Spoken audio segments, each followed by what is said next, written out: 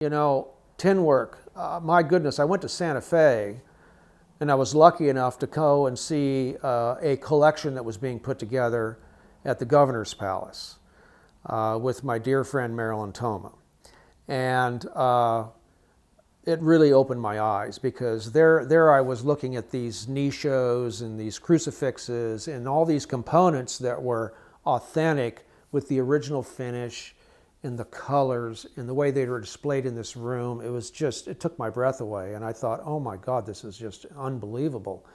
And the fact that the tin work, in a lot of cases, was done like tramp art work with the same sensibility for sort of a spin on folk art. And actually, much of design elements, the scalloped edges, and the way that they put a heart or a star into a piece and incorporated a whole meaning around it.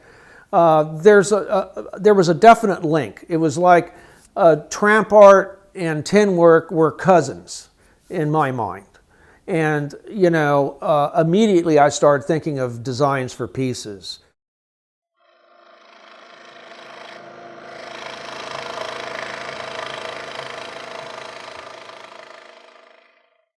For now, I'm painting it in the sympathetic colors that would have been used at that time. And I'm trying to give it the look and the feel and the depth, but still giving it a little more whimsy than it originally had, just because that's the kind of person I am. So I'm putting literally my own spin on it. Well, we're going to use in this particular application some metallic paint. Because I'm trying to emulate the tin work in this piece. And so first I'll paint with a spray can, and then I'm going to move on to fauxing them and dulling them down and giving them sort of that aged look, because I don't want them to look like they're brand new silver bright tin. Because I'm inspired by the old pieces and I want these to sort of have that older look.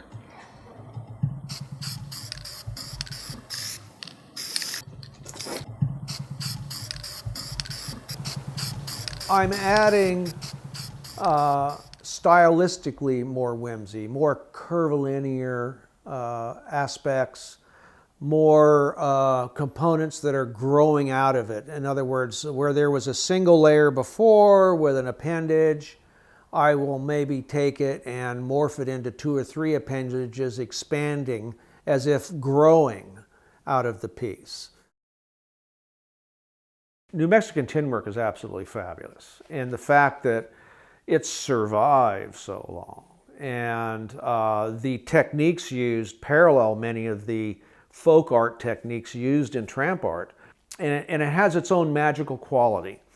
And a lot of it was made in the same way tramp art was made. It's found objects.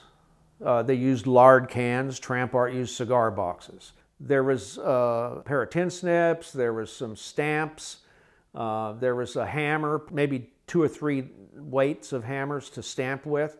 And tramp art's kind of the same way. It only had, you know, a pocket knife, maybe, some sandpaper.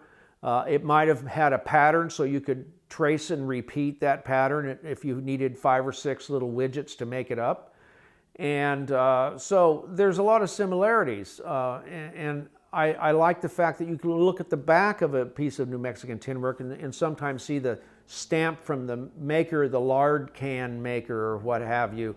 It's kind of interesting. And tramp art has the same thing going on. Tramp art has the old cigar box wood, and there'll, in a lot of times, be a label on the back side of some of these picture frames from some place in Cuba where they made the cigars and harvested the wood and you know, shipped it all over. And so it's kind of interesting. I've seen tramp art that's made out of orange crates, and I made a piece of, I call Barnyard Rivalry. It's a pair of roosters, like a weather vane, and it's all made out of wine box wood, kind of to carry on the idea and the tradition of making it out of recycled components of your area. I'm in the Napa Valley, so wine box wood is everywhere. It's much like the cigar box wood of the 1880s around here. And so again, it's that sort of living with the joy of place and trying to take the things that are at hand and turning, nothing virtually, as some people would say, into something.